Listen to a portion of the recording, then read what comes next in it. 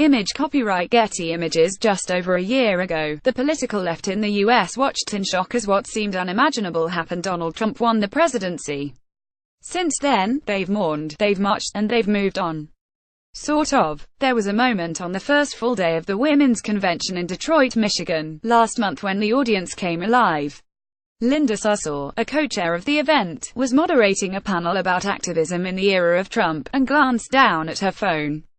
She then announced to the cavernous conference hall that there were reports that independent counsel Robert Mueller was about to release his first indictments related to his investigation into possible ties between the Trump presidential campaign and the Russian government.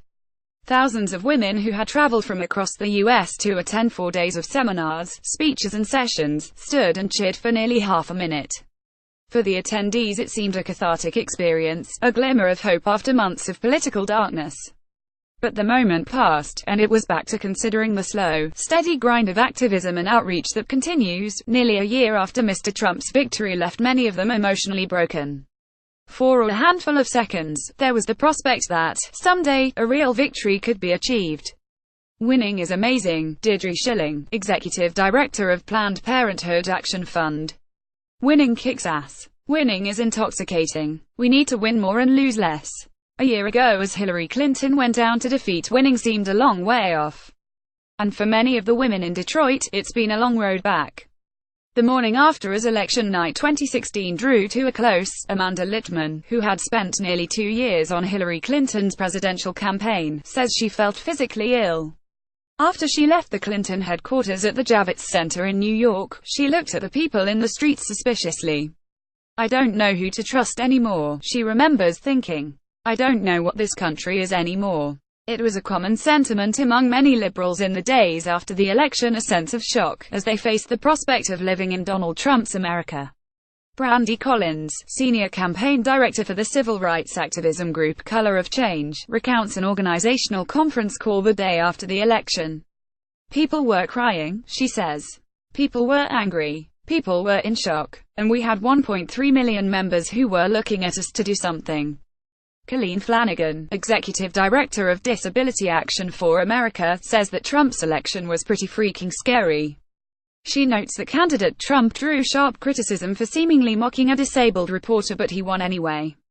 Image copyright Getty Images. Image caption Colleen Flanagan was one of more than 100 protesters arrested on Capitol Hill in September. No apology, no admission, she says, of Mr. Trump.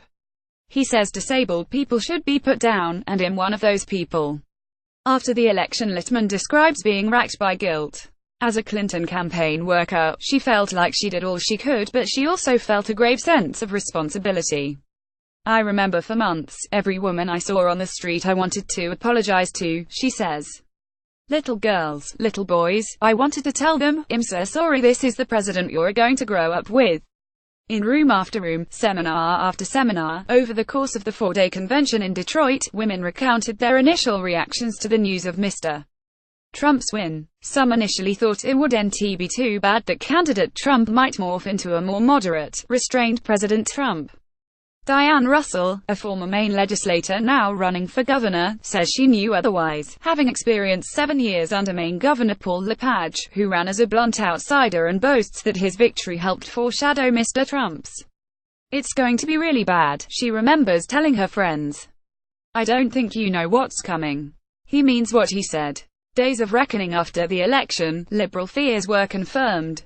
Mr. Trump assembled a conservative administration and continued tweeting and speaking in a confrontational, unvarnished style.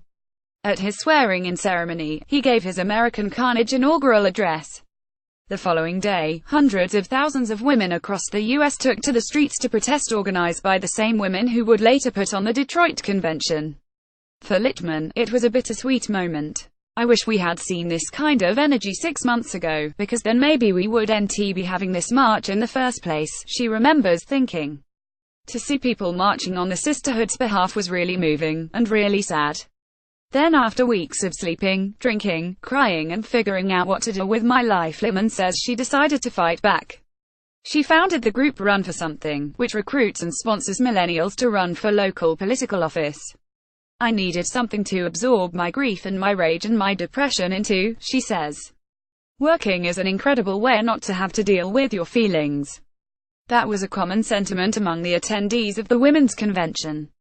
It was really a moment of reckoning for us, says Collins of Color for Change.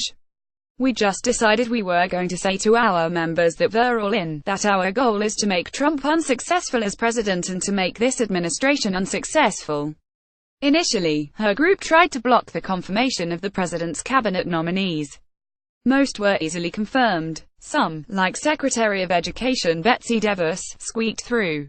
Image copyright Getty Images. Image caption Athena Sewell channels her Trump frustration into political sign-making. We didn't know what a win would look like in this climate or whether a win was even possible, says Collins. Then they drew blood, latching onto sexual harassment allegations against conservative Fox News talk show host Bill O'Reilly.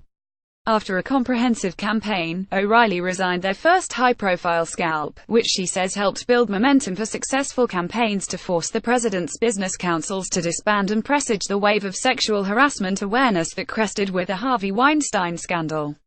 In the months after Mr. Trump's inauguration, Flanagan focused her efforts on blocking Republican efforts to repeal Barack Obama's healthcare reforms. She was part of a group of disabled protesters who assembled in the hallways of the U.S. Capitol until they were arrested and forcibly removed by police. As an activist, it was very, very inspiring, she says of the successful efforts to derail Republican plans. Our community of activism around disability rights is used to losing. To see that right now Obamacare is not repealed is a win. Everyone in Detroit had a story of struggle and hopes of success. Holistic healer coach Ginny Dodge from Rochester, Michigan, ran a seminar session on how self-care fuels rebellion, coaching conference attendees on how to stay mentally balanced when the drumbeat of Trump news makes them scared and angry. She says much of her private practice post-election has been teaching her clients how to take negative emotions and use them to fuel activity and positive energy. Athena Sewell of Brooklyn paraded around the convention hall carrying a Metu-lighted sign, a reference to the viral sexual harassment awareness campaign. She constructed a collection of lightboards that were displayed during a Saturday evening social justice concert. I was inspired, motivated to figure out how I could best use my messaging not only to resist, but to fight back, she says. I'm able to contribute with my art. It's very empowering. Ghosts of 2016. Despite the optimism and energy at the Women's Convention, trouble still lurks for the resist movement and the Democratic Party as a whole. November 2016 may be a year in the past, but its ghosts still haunt liberals. Something happened, and women let it happen, Congresswoman Brenda Lawrence of Michigan said in her convention speech. We have to do some soul searching. We can never allow what happened last November to ever happen again. Ms. Lawrence was a late addition to the convention lineup. Vermont Senator Bernie Sanders was originally invited as a keynote speaker at the event but withdrew after sharp criticism from some convention participants. They had questioned whether a man should have a prominent position at a women's conference and expressed resentment over his contentious primary campaign against Democrat Hillary Clinton. Less than a week after the convention wrapped up, former Democratic National Committee head Donna Brazile revealed that the Clinton campaign had exercised effective control over the party apparatus months before the Democratic primaries began. Image copyright Getty Images. Image caption Bernie Sanders, after originally accepting an invite to speak at the Women's Convention, traveled to Puerto Rico instead. This has prompted Sanders supporters, of which there were many at the Women's Convention, to re-air old complaints of a rigged democratic system. Then there's the concern that the resistance risks being too focused on opposition to Mr. Trump, instead of detailing its own agenda and priorities. When we talk about reclaiming our time, it's not necessarily about one person or one administration, because if we make it about that, then we are only reclaiming it for a moment, former Ohio State Senator Nina Turner told convention-goers on Friday night. The fact that we are women and we can shake and shape the world means for me we are reclaiming our time for history and beyond. History, however, has a way of biting back. And Littman still says she sometimes wakes thinking the past year has been a bad dream, only to turn on her phone and face the truth. I don't think I'll ever get over it, Littman says. I am now a person who worked for Hillary Clinton and lost the presidential election. Of the thousands of staffers and volunteers around the country, this is just who we are now. And that is sort of a startling thing to realize. Then, like the thousands of other women who came to Detroit to imagine a day when winning is more than just an applause line, she goes to work.